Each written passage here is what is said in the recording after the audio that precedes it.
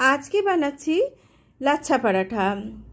এখন ইফতারের সময়, এই সময়ে অনেকেই অনেক কিছু বানান। একদিন লাচ্ছা পরাঠা বানিয়ে দেখুন, সবার দিল একদম খুশ হয়ে যাবে।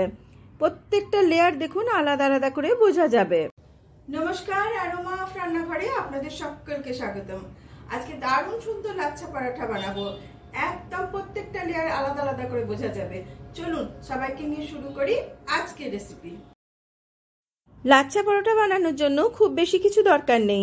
আমি এখানে ময়দা নিয়েছি 2 কাপ। ময়দা দিয়েই কিন্তু সব থেকে ভালো হয়। আটা দিয়েও বানাতে পারেন, কিন্তু ময়দাটা সব থেকে বেশি ভালো হয়। আর নুন দিচ্ছি স্বাদ মতো। একটু বেশি করে ময়ানের জন্য তেল দেবেন। আমি রিফাইন্ড অয়েল দিচ্ছি, আপনারা চাইলে ঘিও দিতে পারেন। আর হাতে ঘষে একটু জোয়ান দিচ্ছি। এক তো এটা হজমে সাহায্য করে, আর দ্বিতীয়ত টেস্টটাও খুব ভালো হবে। খুব ভালোভাবে ক্রাম্বল করে হাতে করে মিশিয়ে নেবেন। আর একটা মুঠো বেঁধে দেখবেন, যদি না ভাঙে তাহলে জানবেন ময়ান একদম পারফেক্ট হয়েছে।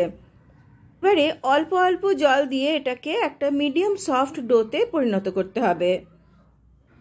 খেয়াল রাখবেন ময়দাটা যেন শক্তভাবে মাখা না হয়, ডোটা যেন একটা মিডিয়াম সফট হয়, তবে গিয়ে পরোটা বানাতে আর খেতে দুটোই ভালো লাগবে।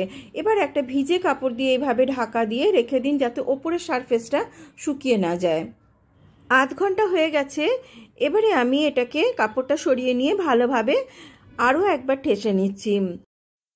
ডোটা যেন এরকম নরম হয়, তবে গিয়ে ভালো হবে পরোটা।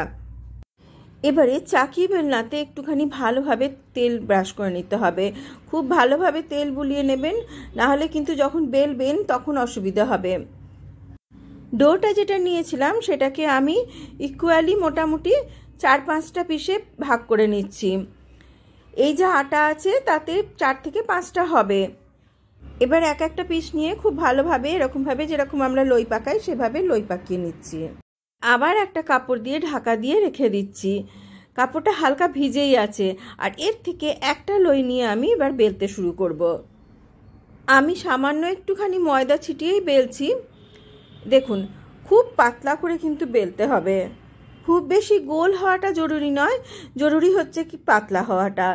যত পাতলা হবে লাচ্ছা পরোটা খেতে তত ভালো হবে। দেখুন, আমি বেশ পাতলা করে বেলে নিয়েছি। থিকনেসটা দেখুন একদমই পাতলা। আমি হাতে নিয়ে দেখাচ্ছি, দেখুন খুব পাতলা আছে। এবারে একটা বাটিতে আমি আগে থেকে সামান্য 1 চামচ ময়দার সঙ্গে একটু রিফাইন্ড অয়েল দিয়ে গুলে রেখে দিয়েছিলাম। এই যে এবার এটা পুরো এই যে রুটিটা বেলেছি এর মধ্যে ব্রাশে করে হোক হাতে করে হোক ভালোভাবে কিন্তু বুলিয়ে নিতে হবে।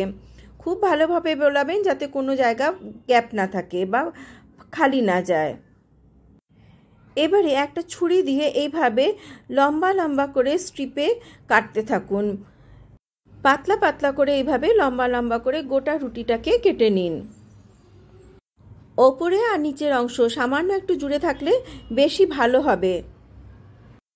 দেখুন, পুরো রুটিটা আমি কেটে নিয়েছি। আর এই একটা সাইড থেকে আস্তে আস্তে গোটাতে হবে, পুরো জিনিসটাকে এক জায়গায় আনতে হবে। আর এই জন্যই আগে থেকে আমি চাকি বেলনাতে তেল মাখিয়ে রেখেছিলাম। তেল না লাগানো থাকলে কিন্তু এটা ভালোভাবে গোটানো যাবে না। দেখুন, পুরো জিনিসটা এক জায়গায় চলে এসছে। এবার দুটো হাতে করে দুটো এই এন্ড দুটো ধরুন, ধরে একটুখানি স্ট্রেচ করুন। স্ট্রেচ করা যাবে, কেননা এটা ময়দা দিয়ে তৈরি, তো খুব ভালোভাবে স্ট্রেচ করা যাবে। আর একদম এন্ডের একটা সাইডকে ধরে এবার গোটাতে হবে। এইভাবে আস্তে আস্তে প্যাচ দিতে থাকবেন। ঠিক যেরকম জিলিপি দেখতে হয় ঠিক ওই রকম দেখতে হবে। আর যেটা এন্ড যে সাইডটা থাকবে সেই লাস্টের দিকটা এরকম পেছনের দিকে এরকমভাবে লাগিয়ে দিন। লেগে যাবে, কোনো অসুবিধা হবে না। দেখুন, এরকমভাবেই থেকে যাবে। সবগুলো আমার এইভাবে করা হয়ে গেছে। এবার একটা আমি বেলে দেখাচ্ছি। একটা লেচিকে খুব হালকা হাতে এরকম মিডিয়াম সাইজের পরোটার আকারে বেলতে হবে। খুব বেশি বড় করতে যাবেন না, তাতে লাচ্ছা কিন্তু ভালো হবে না। ব্যাস হয়ে গেছে, আর বেশি বড় করব না। এবারে এটাকে ভেজে নেওয়ার পালা। চেষ্টা করবেন লোহার তাওয়াতে ভাজার। আমার সবগুলো বেলা হয়ে গেছে। এই দেখুন, ধাবার খাবারে টেস্ট হওয়ার কারণটাই হচ্ছে ওরা ভীষণভাবে লোহার বাসনপত্র ইউজ করে। দুটো পিঠ খুব ভালোভাবে প্রথমে সেঁকে নেবেন, যেরকম আমরা নর্মালি পরোটা সেঁকে থাকি সেরকমভাবে ভালোভাবে দুটো পিঠ সেঁকে নেওয়ার পরে তারপরে একটু বেশি করে তেল দিতে হবে। কিন্তু আপনারা হয়তো ভাবছেন যে অনেক বেশি তেল ইউজ হচ্ছে, অ্যাকচুয়ালি লাচ্ছা পরোটা কখনো সখনো বানানো হয়, কোনো অকেশন ছাড়া তো বানানোই হয় না, তাই এক একদিন তো এরকমভাবে তেলযুক্ত খাবার খাওয়া যেতেই পারে। খুব ভালোভাবে গোল্ডেন ব্রাউন হওয়া পর্যন্ত ভাজতে হবে, তা না হলে কিন্তু ভেতরটা কাঁচা থেকে যাবে। আঁচটা একটু মিডিয়ামে রাখবেন, তাতে পরোটা কালারটা ভালো আসবে এবং ভেতর পর্যন্ত ভাজাও হবে। খুব ভালো করে দেখুন আমি ভেজে নিয়েছি, কালারও দেখুন খুব সুন্দর এসছে। ঠিক এই রকম কালার হতে হবে, তবে গিয়ে দেখতে আর খেতে আরও বেশি সুন্দর লাগবে। এবারে পরিবেশন করার আগে একটু ঠান্ডা হলে সাইড থেকে এইভাবে মুড়তে থাকুন, তাতে প্রত্যেকটা লেয়ার কিন্তু আলাদা আলাদা হয়ে খুলে যাবে। এখনও গরম আছে, সাইড থেকে এইভাবে হালকা হাতে চাপ দিন, দেখুন প্রত্যেকটা লেয়ার আলাদা হয়ে যাবে। আমি একটা স্কিওয়ার স্টিক দিয়ে দেখাচ্ছি, দেখুন প্রত্যেকটা লেয়ার আলাদা আলাদাভাবে বোঝা যাবে। আমি আজকে ডিনারে এটা আলুর দমের সঙ্গে বানিয়েছি। এই আলুর দমের রেসিপি কিন্তু আপনাদেরকে আগে চ্যানেলে আমি দেখিয়েছি, আর লিঙ্কটা আমি আই বাটনে দিয়ে দেবো।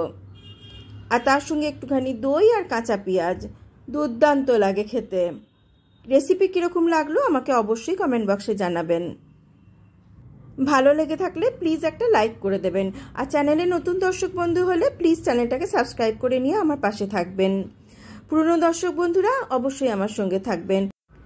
সবাই খুব ভালো থাকবেন আর সুস্থ থাকবেন। আবার দেখা হবে আরও একটা নতুন রেসিপি নিয়ে। Till then, bye by.